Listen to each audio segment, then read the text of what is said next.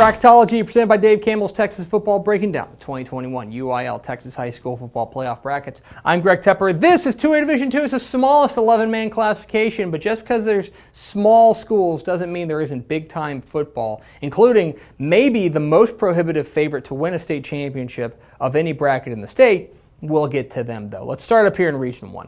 Region 1 feels like it's about District 3 and District 4. Okay, that feels like where the power is located in Region 1.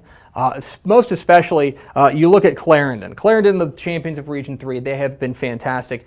They are probably the favorite there, although take on a team like Wink with quarterback Cannon Gibson, that's not going to be necessarily any fun in the second round of the playoffs. Stratford's been fantastic, and I think the Elks may in fact be the favorite in Region 1. The champions of District 3 have been excellent. They've got a couple of tough matchups before they get to a team like Clarendon or Wink up here. Up here, this whole part right here of the bracket is very intriguing to me. You've got McCamey, the champions of Region 1. I'm very bullish on the Badgers. I think that this is a team whose defense has been very good. Going up against the winner of Wellington and Vega. That's a terrific first-round matchup. Wellington, their ceiling has been super high, but they haven't necessarily reached it all the time. Vega, even though they just lost their quarterback, I think is still very dangerous. That's going to be a very interesting first-round matchup. Same with Groover and Shamrock. That is, to me, going to be the most interesting part of this region. I think the power is actually down here when you're talking about Stratford, Clarendon, and Wink as probably the three teams to beat. But I think Clarendon's going to have something to say about it. I think Wellington's going to have something to say about it. And potentially the winner of Groover and Shamrock could have something to say about it. Let's go to Region 2.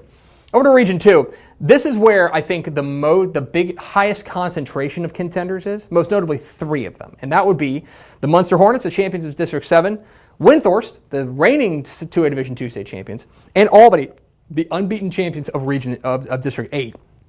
And you see that where they're positioned, it's going to make for some really fun matchups. Most notably, Windthorst, they're basically here by virtue of losing to Munster. They probably don't mind. They probably got into the better part of the draw, although I think Roscoe is a team to keep an eye on, and Archer City's having one of their best teams in years. But I think Windthorst is probably the favorite to come out of this top half of the region. This bottom half of the region is going to be interesting. Munster, of course, I think is the favorite there, but Albany, we'll see them in the regional semifinals. That looks like we're waiting for that. And so you could have back-to-back weeks of Munster versus Albany, and the winner of that taking on Windthorst in a regional final. Really fun region to keep an eye on in Region 2 with a lot of big-time playmakers. One other team to keep an eye on, I like the Rawls Jackrabbits. They've flown under people's radars, but I think that they're a team to keep an eye on. Let's matriculate over to Region 3.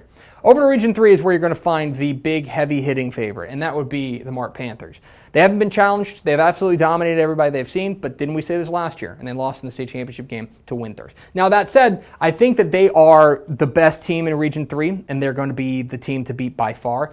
The team that's probably the biggest challenge to them, in my opinion, would be Tenaha, but they wouldn't see them until a regional final. Up here, Maud's having a great year. I think that they're a team to keep an eye on. Love Lady's a fun story as well. Bottom half of the bracket, Tenaha is going to be, I think, the chief challenger to Mart. Chilton dangerous as well. Evadale, the Rebels, having a great year as well. They're cruising along as well. Keep an eye on them. But in the end, it does feel like Mart's region to lose. It would be pretty surprising if they didn't make it out of Region 3. Over to Region 4, where I think there is a little bit more intrigue. In past years, it's kind of been that we've just penciled in Falls City there. And make no mistake, they're certainly the district champions of District 16. They certainly are worthy of being in that mix. But I actually think there's a lot of challenge for them coming not from South Texas, but from the Concho Valley, most notably Cristoval and most notably El Dorado. Two teams from the Concho Valley that I think are very dangerous, that if they run into a team like Falls City, they can give them all sorts of trouble. I love what this Cristoval team brings. Keep an eye on Granger out of kind of greater Central Texas. I would also take a look at DeHennis as a team to keep an eye on as well. Overall, I think I would spotlight three big-time contenders here in Falls City, El Dorado, and Cristoval, but this region feels like more wide open than it has been in the past, where it looked like we were just kind of waiting for Falls City to get to a state semifinal. So when you take a look at overall the bracket, look, Mart's here. Looks like they're going to win this region. A little bit more intrigue down here. Maybe they see Falls City again. Maybe they don't. And on this side of the bracket, it's going to be a lot of fun. I think that we're going to find out a lot about what the bracket looks like in the second round of Region 1, based on whenever we get Clarendon and Wink, whenever we get a game like Wellington and McCamey. Those are games that I think are going to really dictate what Region 1 looks like. And Region 2, between Windthorst, Albany, and Munster, it's going to be a lot of fun to watch. And of course, we'll be watching along with you at TexasFootball.com. Thanks so much for watching that video. If you would like more and to be notified when they come out, go ahead and click that subscribe button right down there. You can also watch Texas Football Today every day live at noon on TexasFootball.com, Facebook, Twitch, and right here on YouTube. For more of the best coverage of Texas football in the Lone Star State, go to TexasFootball.com/subscribe.